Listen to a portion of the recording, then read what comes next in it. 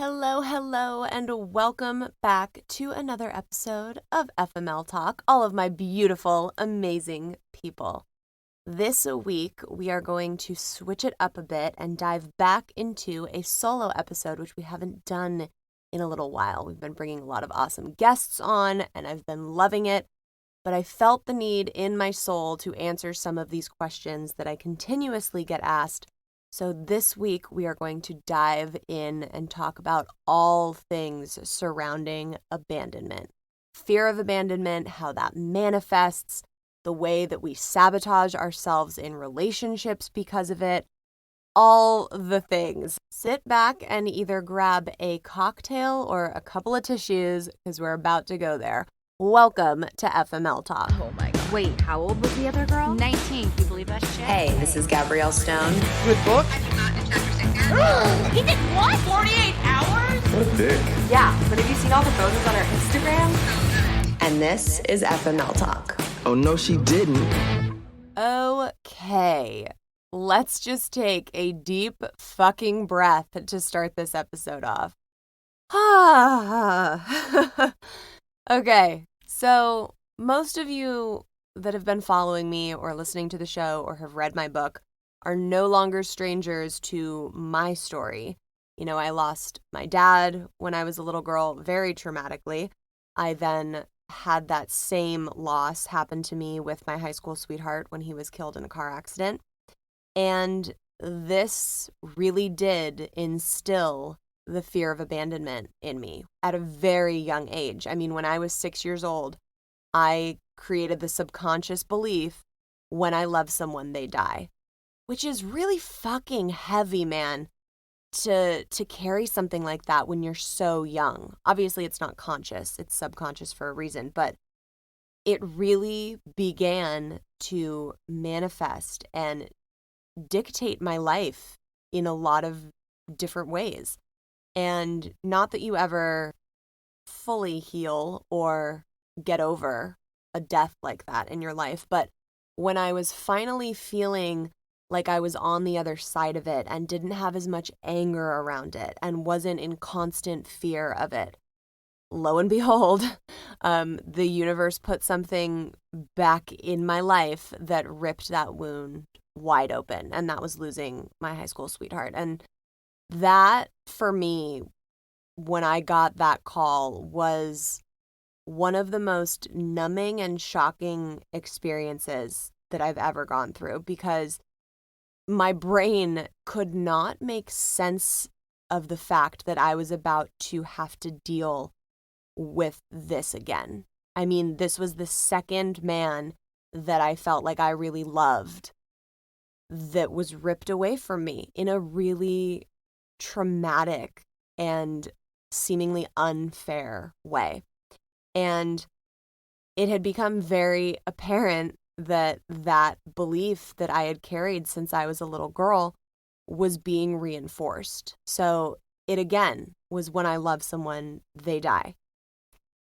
Moving on from that situation, I, was with the guy that I dated in college for 3 years and felt like I had done a lot of healing around it. I learned during that time not to substance soothe and to really take care of my mental health when I was going through any type of grief or trauma.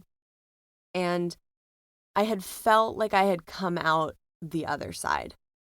But the thing with unhealed trauma, guys, is that it will manifest in your life over and over and over until you truly do the work to heal it.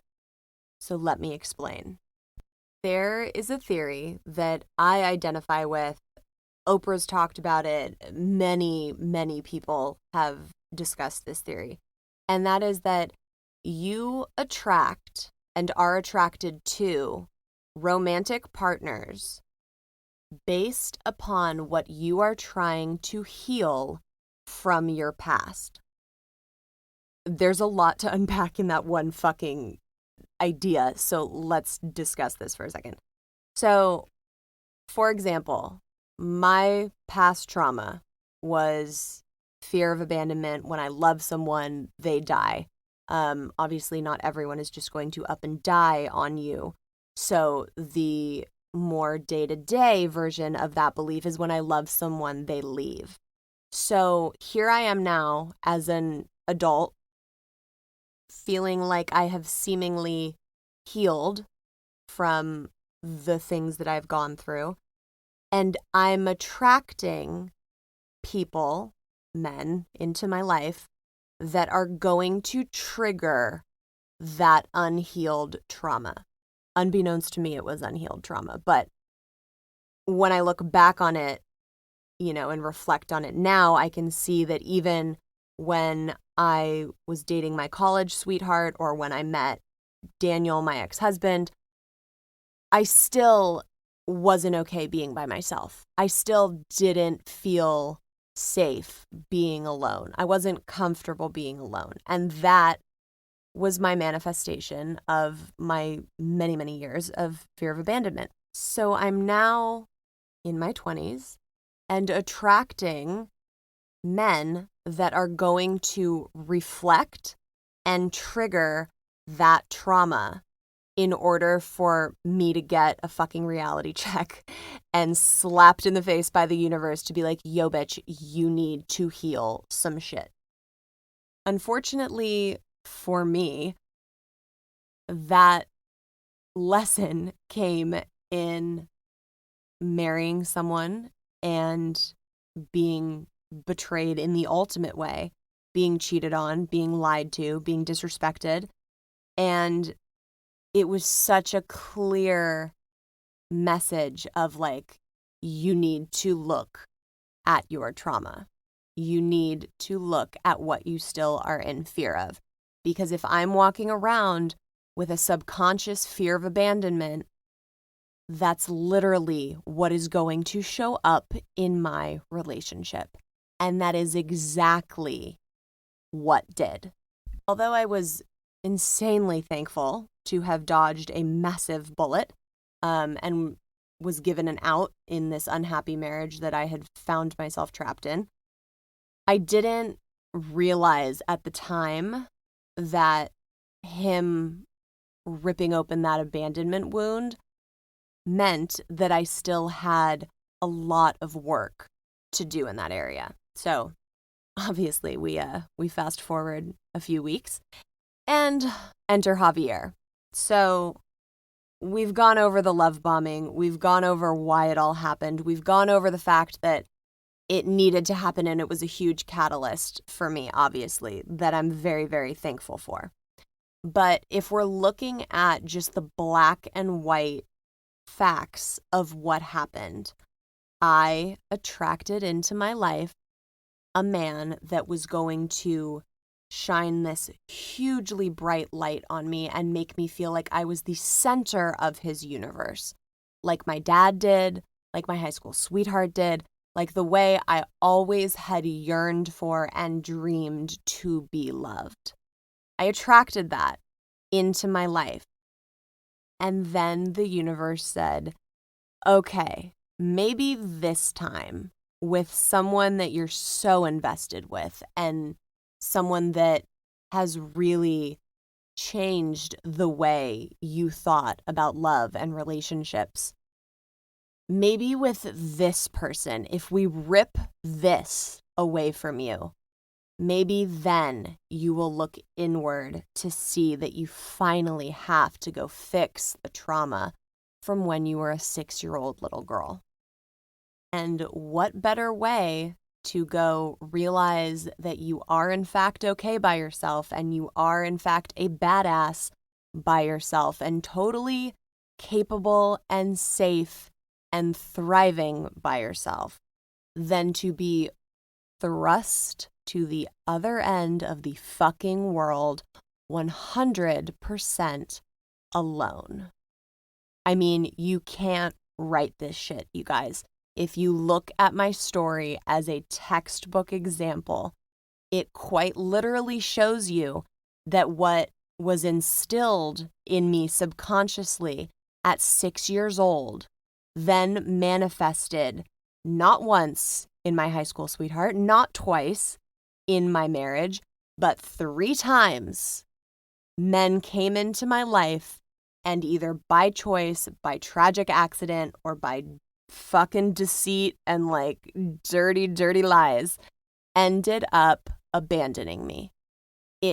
It's right in front of my face. And until I realized that nothing was going to change until I fixed the root of all of those problems, I knew that none of my relationships moving forward was going to work.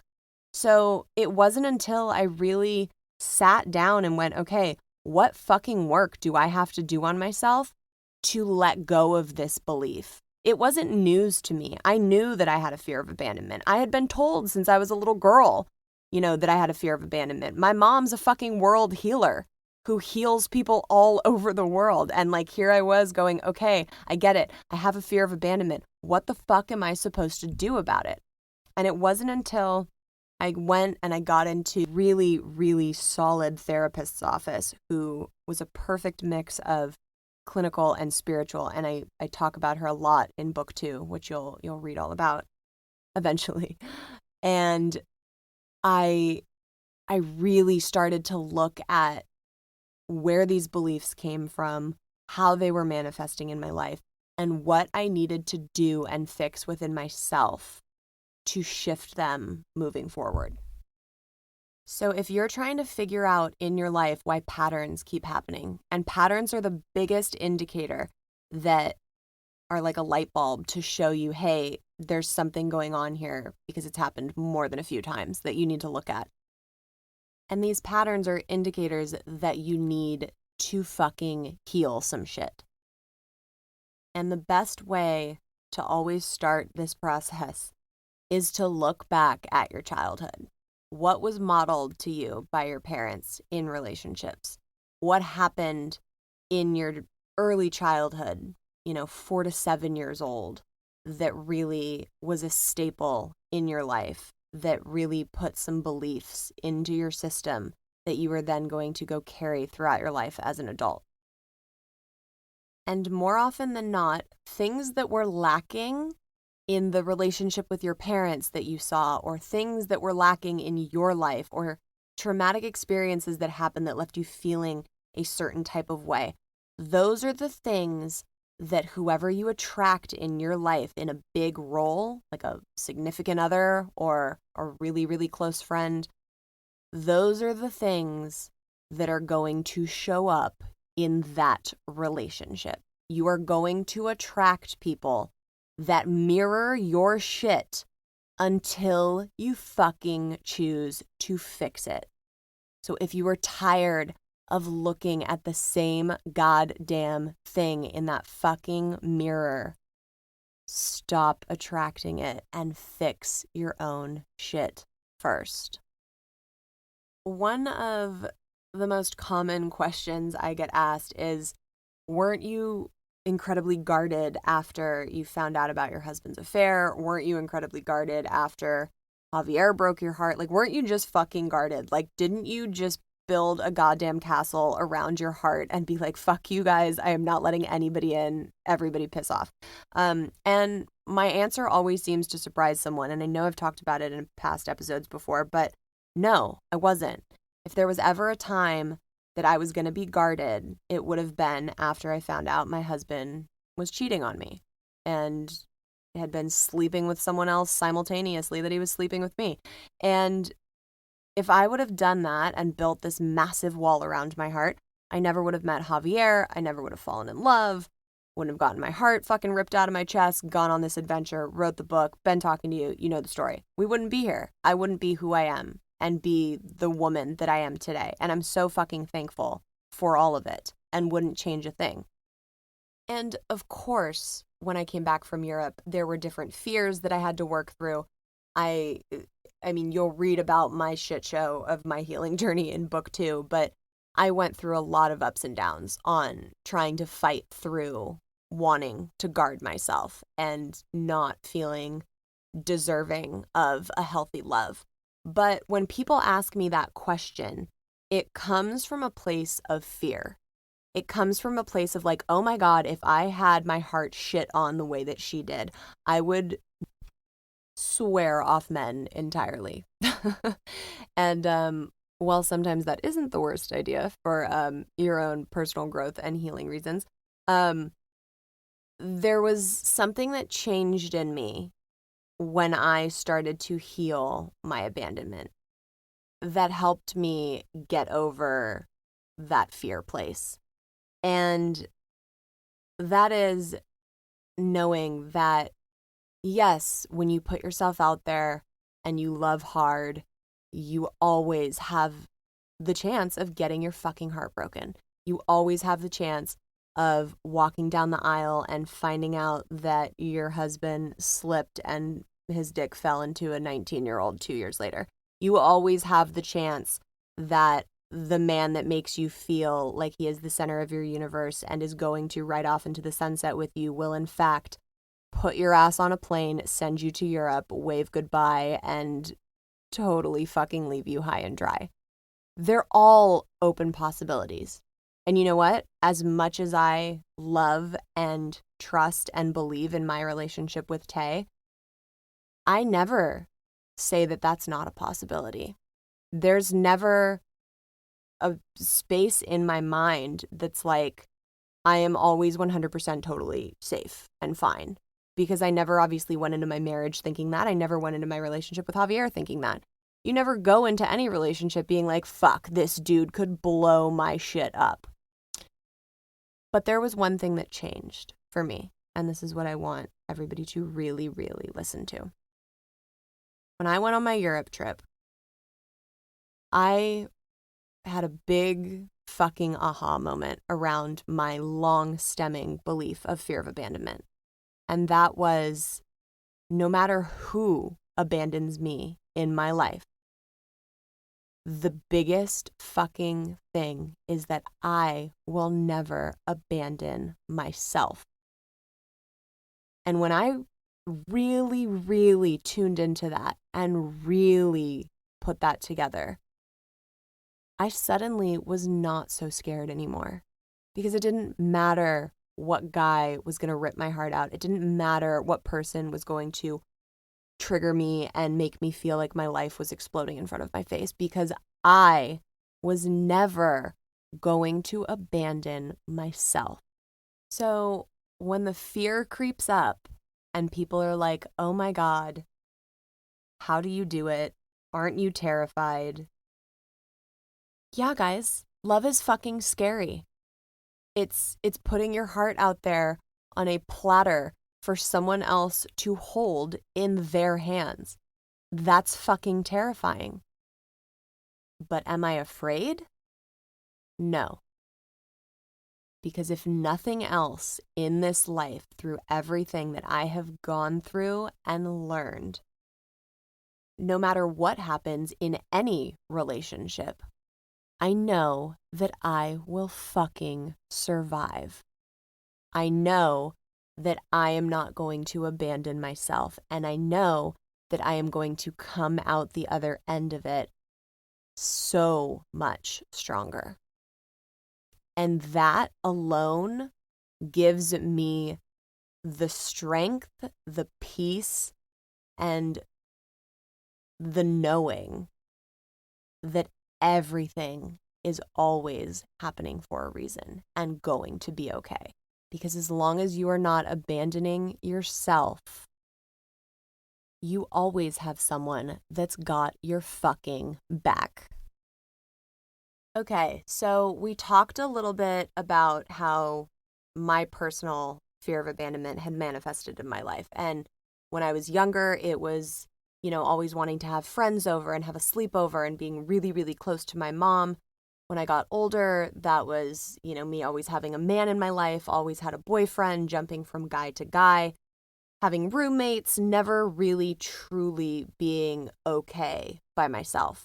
And it was in Mykonos that I had a really fucking heavy realization during a trusty old thought onion. And I want to take you back and read an excerpt from that because we're going to dig in to what I think a lot of people do in their relationships in order to keep themselves safe. So if you haven't read the book yet, couple spoiler alerts ahead. I sleep with more than a few people in Europe. Because I know we have some listeners here that came from podcast land and haven't gotten to the book yet, which is kind of awesome. So spoiler alert, we're going to read a little excerpt from Mykonos now. The other realization I had while walking around town, with both Chris and Marcus, I had told myself I wasn't going to have sex, and then did just that. Again, this theme of just not saying no comes up. Ugh, I put it off in Amsterdam. If I'm gonna tear up, I might as well cut into one more thought onion. Superficial? I've chosen not to say no to sex 3 times, even though I knew it wasn't what I needed or wanted. Half of me wants to scream, I'm an empowered female and I can sleep with whoever I want to. Men do it all the time. But I know that's a load of shit.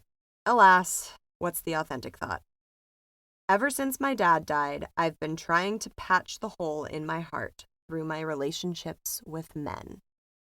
Yes, I had used all the men in my life to try and mend the brokenness that was left in my heart when I lost my father. That's why I don't want to be alone. But why did I always look for that connection through sex? What's under it all? What's the subconscious thought? I know that this will keep them, and therefore, I won't be abandoned. Whoa, that's heavy. All my life, I have been using this thing, this power that I have to keep myself safe from abandonment. It was a tool that I used to get people close to me. Little did I realize that I was giving up a sacred part of myself in order to protect myself. And just like that, I had uncovered a belief that had been running my life since I was a little girl. No wonder I felt like I had been running forever and getting nowhere. Whew. Okay, so to have that realization at the ripe age of 28 was really intense for me because I realized that this fear of abandonment in me had become so great and so overpowering that I did anything it took to bring people into my space and make sure they didn't leave. And sex had become this fucking tool that I knew I was really good at and that I knew would bring men to me and keep them there. And even the times where I didn't necessarily want to have sex or wasn't like feeling that desire to, I would still go right ahead and do it because I would feel that connection and I would feel that safety and I would feel that non-abandonment feeling. And to realize that I had been giving up this part of myself in order to protect myself and seeing that fucked up vicious circle that had been continuously happening with me in my life and men that I was choosing to be with was really eye-opening. So I want to pose a question to everyone. It can be if you are in a relationship now or look back at one of your past relationships. I want to know if you are staying in your relationship because you are truly happy and fulfilled and excited and bonded with your partner, or are you staying in that relationship because it's safe and because it's comfortable and because you don't want to be alone? Because those are two vastly different fucking things. And a lot of people will say, oh, well, yeah, but like I don't want to start over. And, you know, I've talked to women, even Jana, when she was on the podcast, when Jana Kramer came on, she was like, yeah, when I first found out about all the infidelity, I was like, well, fuck, you know, I mean, he's good enough. Like he's hitting enough boxes to like, can I get over this? And I want you to really take a step back and be tough with yourself and say, is this something that's fully fulfilling me? Is this what I dreamed of in a realistic way? I'm not saying you need to be like fucking riding around in hot air balloons and like galloping down like fairy tale roads, but is this something that really fulfills me in all of the ways that I wanted and dreamed possible? Or am I simply staying in this because I have a fear of being alone? And once you answer that question, and if your jaw is currently dropped open on the floor going, holy fucking shit, Gabrielle, you're speaking to my goddamn soul, you need to really look at that. I am not telling you to go break up with your significant other and like, bone out onto a solo trip, although I can't disadvise the solo trip part. But I am telling you, if that hit you and resonated with you, you need to go inward. You need to look at what trauma isn't healed, what reasons you have for staying, and really get honest with yourself about if you are in a healthy relationship that isn't mirroring back your own shit to you. That being said, if you are in a relationship that is mirroring back your own shit to you, that doesn't mean that can't be worked through. Tay and I mirror back shit to each other all the time, and we're just like, fuck, okay, I gotta go work on this. That doesn't mean that like all hope is lost and like you should run for the hills. I'm just saying, be honest with yourself and get real with yourself and with your significant other and be like, yo, dude, we really need to sit down and look at the shit that we've taken on from our parents, that we've taken on from our childhood, and really make sure that we have addressed it. A, so we have a healthy relationship. B, so that we are both healthy and fulfilled as individuals. And C, so we don't pass that shit down to our kids or our like younger people in the family. And so that it really stops with us, because that's so fucking important. When I put up on my Instagram to submit questions for this specific topic, my inbox got flooded, and I knew that it was a topic that was going to resonate with a lot of you. So I'm going to try and get through as many as we can and pick out the ones that we kind of haven't already touched on. So this first one is how to make a person with abandonment issues see it clearly and how to help them. This is a really tricky question because, like with any trauma, you can't just look at someone and be like, hey, here's all your shit. Can you go fix it? It's really difficult to help people see where those wounds come from, especially because they're often so triggering that if they don't want to do the work on themselves, it's really difficult. But my best advice for that specific situation is to suggest going to therapy with them and say that, you want to help look at some of your own stuff and see if you can work through some different things together. Having really calm and honest conversations about ways that you identify with abandonment and pointing them out to them in such a way as like, yeah, when I was younger, A, B, and C happened, and it really made me feel this type of way, and this is how it's manifested in my life growing up. And do you have anything that, resonates with you like that? And really trying to just lovingly walk them through it. I know you can't force people into therapy. That has been the biggest help for me in dealing with figuring out how to navigate and heal my abandonment. And I gotta, not to like keep tooting my boyfriend's horn, but I've gotta hand it to Tay. He knows, oh my God, I'm not gonna get emotional. He knows my deepest triggers so well and loves me so much that he will do anything to fiercely protect those. I know I've brought up the story about, that you all read in book 2, where we were having a very difficult conversation when we weren't together, and I had to tell him some very tough things, and I've never seen him as mad as he was, and he looked at me in the midst of all of that and said, I'm insanely upset and so hurt, but I need you to know I'm not abandoning you and I'm not leaving. And to have someone make sure my wounds and triggers were taken care of in such a way is so invaluable. So if you're dealing with someone who has the fear of abandonment, make sure you don't ever touch those triggers. That is like the biggest piece of advice I can give, is to take care of those triggers.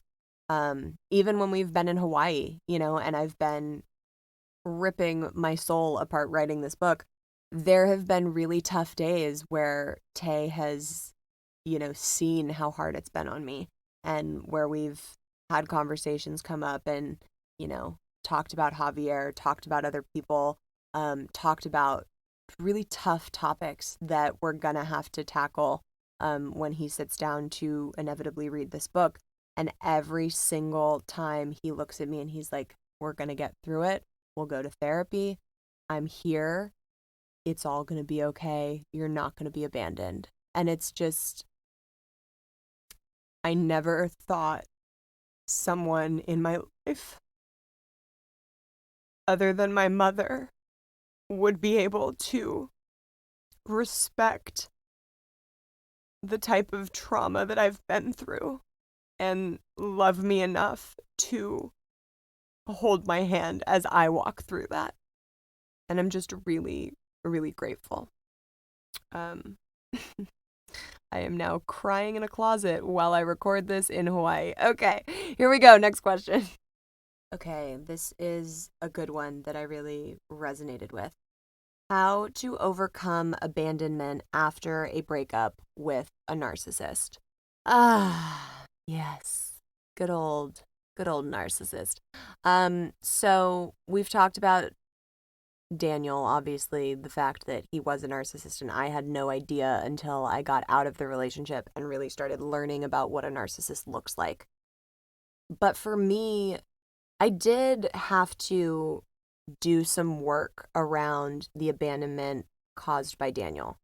I was very thankful to be out of the relationship. I was not in love with him anymore. It was just a good situation, but that didn't change the fact that someone that I once shared a life with and had specific feelings for, who took vows with me, blatantly abandoned me in probably one of the worst ways.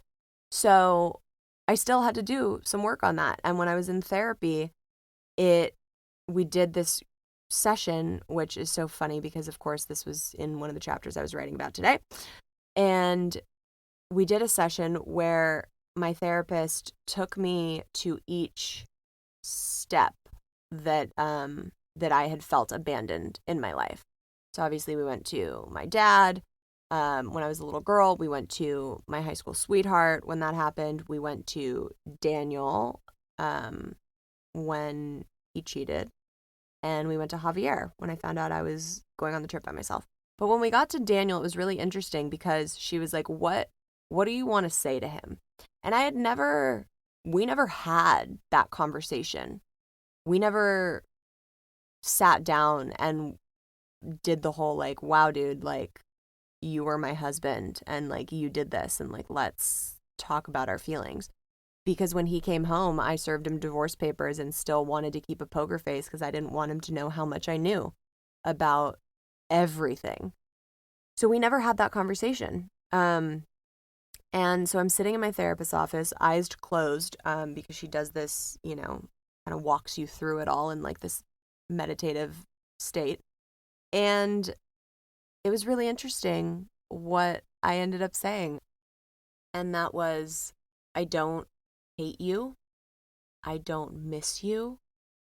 But I am so fucking disappointed in you as a friend and someone who was supposed to keep me safe, because you took my biggest fucking trigger and blatantly used it against me. And to be able to sit there in the safety of therapy and have that conversation, it didn't even fucking matter that he wasn't there, that he never heard it, that I didn't get any validation from him. It it only mattered that I had come to that realization and I had spoken the words. So my advice to breaking up with a narcissist and really rebuilding yourself after that is to have those conversations, not with him. Have the conversations with a fucking pen and paper. Have the conversations with your friends. Have the conversations with a therapist. Have the conversations so that you feel completed around it. But if you have the conversations with a fucking narcissist, they will manipulate you until you are the one apologizing. So fuck that shit. The last question I want to get to before we hop into the FML stories is, how do you identify if you have a fear of abandonment? And I thought that was a very valid question, because a lot of people, depending on our walks of life or our upbringings, don't talk about trauma and don't talk about, triggers and wounds. And a lot of these concepts are really new to a lot of people. So I thought that was a really great question to quickly dive into. The biggest way you can know if you have a fear of abandonment is, first of all, you look at things that you've gone through in your life. Obviously, my story, we've talked about people literally dying, and in one way, whether it was their choice or not, abandoning you in the biggest way.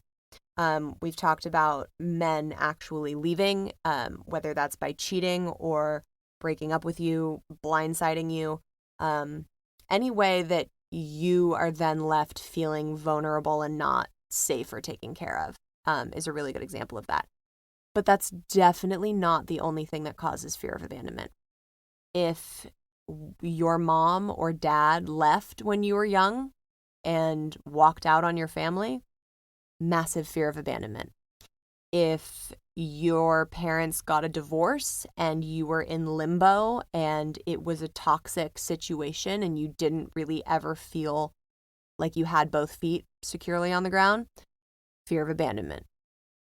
If you lost a best friend in any way or someone that was really a big part of your life to death, or if they moved away suddenly, or if something really traumatic happened, that's fear of abandonment. It doesn't always have to be with a man or with a family member. It can be really important people in your life that were suddenly ripped away from you. There are so many different ways that we as human beings can pick up different beliefs throughout our lives, especially when we're young and so incredibly impressionable. And it's about looking back at our blueprints and our lives and how our paths have been and finding out what beliefs we picked up along the way. It's literally like, I want you to imagine that you're walking down a road with a little Easter basket, and along the side of the roads, it's like fear of abandonment, I'm not worthy, fear of commitment, everyone I love leaves, nothing I ever do is good enough. Okay, all the different beliefs. And along that road, we pick up these different eggs and put them in our goddamn basket. And after a while, that shit gets really heavy. So it's about getting to the end of that path and looking in our basket and being like, okay, I don't want half of these fucking eggs that are in here. So what do I have to do to get rid of them? What do I have to heal to throw the shit back? Because I don't want it anymore. And that's really what we're here to do in this life, to adapt different beliefs and then work through them and grow from them and become better because of them. So I can promise you, if this is all hitting you smack in the fucking face and you're like, oh shit, I have a lot of stuff to go work on, you are not alone. I have been there. I still go through it. Like, it's a never ending journey. It's just about learning how to navigate it and being aware enough to do the work on it. Okay, we are going to hop in to FML stories now. I had two really incredible ones that were submitted around the fear of abandonment. Here we go. Hey, Gabrielle. I've been abandoned twice, both in life-changing ways. The first time was my first husband abandoning me a month after we were married. I was 22, and I should mention that there were things that happened before we got married that made us both question going through with it. He assured me it was what he wanted. A month after we were married, he came home from work and said he wasn't attracted to me anymore, he didn't love me anymore, and he was leaving. He packed a bag and immediately left. I found out later he was cheating and had been since long before we got married. I collapsed on the floor and experienced the most unbearable heartache. I never heard from him until 2 weeks later, and then there was so much bullshit back and forth for a year that I finally said, fuck this shit. The second and most devastating was when my dad took his own life 11 years ago. I had a baby that was just shy of a year old. He was born from in vitro fertilization, and I had the worst postpartum anxiety and now had to navigate my grief while trying to enjoy my miracle baby. The day my dad died changed me forever. Huge mental health advocate. Suicide is a really tricky topic that has so many layers to it, and no one's story is the same. At the end of the day, though, it is abandonment. The one man you think will never leave you is your dad, and he left my sister and I. It is heartbreaking. I'm here to tell you that you can be joyful again after being abandoned, and there are many ways to find happiness while grieving a loss. You can have both emotions at the same time. You have the right to accept the emotion and lay down and cry, but you can't stay down. It's a fight, but it is worth it. You owe it to yourself to take those lemons life handed you and make lemonade, or we can act like adults and make whiskey sours instead. Oh my God, girl, I fucking love that story, and the ending is fucking perfection. There's so much to unpack here. So I know the first abandonment obviously all too well, and I can't imagine what that must have felt like having it be so fresh in the marriage, to have that, just to have your husband come home and say those things to you before abandoning you. It's such a betrayal, and it really makes you question yourself and your self-worth and what the reason for all of it is. Clearly, looking back on that, it was meant to learn some really big lessons and to save you from a longer stretch of your life being wasted. So I'm so happy that it was only a month and not years of your life that were taken away. And your dad, my heart feels for you. You're right. Suicide is such a tricky topic. We touched on it a little bit in the grief episode, and I just finished writing the chapter of when I lost my uncle to suicide. And it's a different kind of abandonment for sure, because for me, when my dad passed, it wasn't his choice. He didn't choose to leave. He passed from a heart attack, and it just was what it was. But with suicide, when someone chooses to leave, and of course there's so many different factors of they were suffering, and they felt like they had no other choice. There's so many different components that go into it, but the people who are left on this plane to deal with that grief, that is one of the worst abandonments you can experience. I feel lucky in a weird way that my experience with suicide was with my uncle and not a parent or a sibling. I have a lot of love and sympathy in my heart for the grief that Javier dealt with around his brother, and I would not wish that type of abandonment or pain and grief on anyone.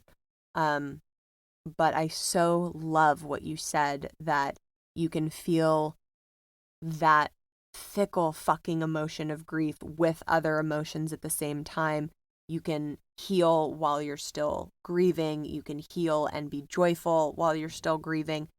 You can do all the things at once, and you're allowed to lay on the floor in a fucking ball and cry as long as you need to cry, as long as you get the fuck back up after. And with a whiskey sour. Sounds pretty fucking perfect. Here's the next one. Hi Gabrielle, my name is Michelle, and here's my FML story. My parents divorced when I was in 4th grade. Not your typical divorce. It was ugly. To this day, I still don't know all the specific details. My dad got custody of us, which was rare for a father to get custody, and of 3 girls nonetheless. We had visitation with my mother until 5th grade. During these visits, my mother would bring the police to our house to ensure that we got in the car with her. It was a disaster. Then things got really bad, and 2 days before Christmas, my mother sent us a certified letter that we had to sign for, saying she was moving out of state and never wants to see us again. 2 days before Christmas. Here I am, 10 years old, and my mother never wants to see me again. My dad, of course, got full custody of us. It was one of the first times the judge had ever seen where a mother completely signed over her rights and left her children, all to avoid paying child support. Then when I was 15, tragedy struck, and my dad passed away suddenly of hypertrophic cardiomyopathy. I was a daddy's little girl. Losing him was, and still is, the hardest thing I have ever experienced. I lived with my grandparents after he passed. I was super close with my sisters. They were my best friends. They were my rock. They were my support system. So here I am in my sophomore year of high school. I do not have a mother, and my dad is gone. And my middle sister leaves for college, and my oldest sister starts doing travel nursing. I'm 16, and I feel more alone than ever. Why is everyone leaving me? Fast forward a few years, and I'm now 18. I meet my now ex-husband. We were together for 15 years and married for 6. But once again, whenever I get close to someone, they leave. My husband was cheating on me multiple times, and worst of all, while I was pregnant. I filed for divorce and got custody of my kids. Now here I am, 35 years old, with serious abandonment issues because everyone I have ever gotten close to has left me. But through the help of counseling, I'm working on overcoming it and learning that just because I get close to someone doesn't mean they're going to leave me. Trust me, it's a work in progress, but I'm getting there, and I will overcome this. Oh my God, girl. Sometimes I hear other people's stories and it really shocks you back into perspective on your own life. I am so close with my mother. I can't imagine what it would be like as a little girl growing up feeling like you weren't wanted by your mom. And then to feel the safety and security with your dad and losing him. I can't imagine. This story is such a perfect example of what has happened to us when we were younger and our trauma that we don't have healed yet when we get into adulthood starts to manifest in our relationships. So she was quite literally abandoned by her mother, and then with the death of her father, felt that abandonment again, and then her sisters leave, and it's everyone I love leaves me. And then she attracts a man into her life who is going to mirror back to her that if you love me, I will fuck you over and leave.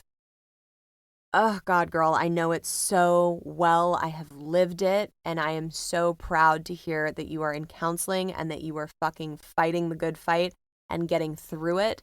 Because once you start to shift and make those changes, magical stuff is going to start happening in your life and start coming your way. And I cannot wait to hear about it. Hey, Gabrielle, it's Molly. Okay, so abandonment.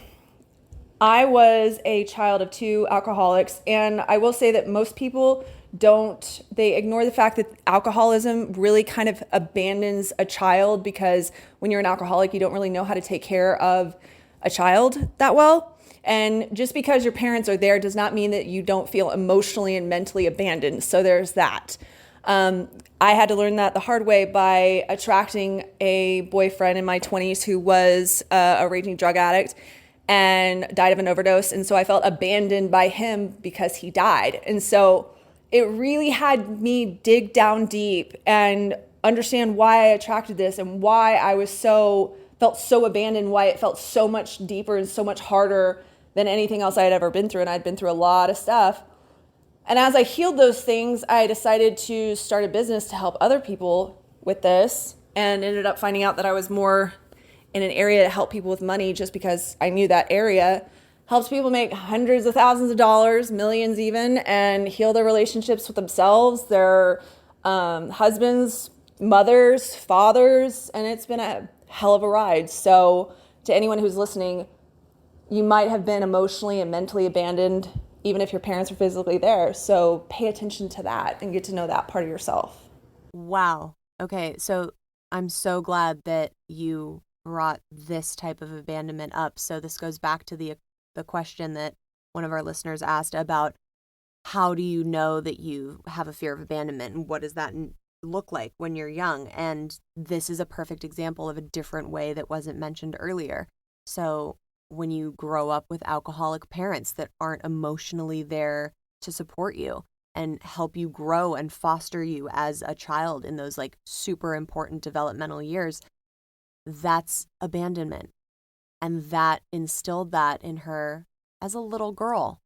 And it was so spot on with everything we've been talking about that she then attracted a raging drug addict into her life to mirror back to her literally what she was experiencing as a child, who then abandoned her. And hearing this story and how you have taken all of that and turned it around and started an incredible business helping people get back in touch with themselves and like grow their lives in the biggest of ways, it just really can show you what happens when you figure out what the trauma is, look at it, and decide that you're gonna fucking heal it. Rock on, girl. Whew. Okay. FMLers. Heavy fucking episode, no? But I mean, I feel like we've really got a lot of invaluably good shit out of today. So I hope you guys resonated with parts of this and can take it forward and really start to utilize it in your own lives. And next week, we have an awesome fucking powerhouse of a woman coming on FML Talk. Her name is Megan Murphy, and she wrote a book that was just recently released. You might have seen me posting about it on my stories, called Your Fully Charged Life. When I was first connected to Megan, I didn't know who she was, and I had to kind of like do some digging and get a backstory to see if I wanted to have her on the show. Y'all, this woman's story is so fucking powerful. I cannot wait for you guys to hear this episode. It's filled with some really, really great stuff. As always, make sure you guys are subscribed so you never miss an episode. Keep up with us on Instagram at FML Talk Podcast so you can hang out with us and catch all the behind the scenes goodies. If you are posting pictures in your merch, hashtag FML Talk Boss Babes so we can share it on the story and maybe even choose it for a feed post. Keep your FML stories coming. We are loving the submissions we are getting. Make sure you are submitting via audio. And if you are one of our newer listeners that has not yet read the book, you can get it at eatprayfml.com. And on behalf of me and all of the FMLers here, welcome to the fucking party. Until next week, guys, let's heal some shit. Cheers.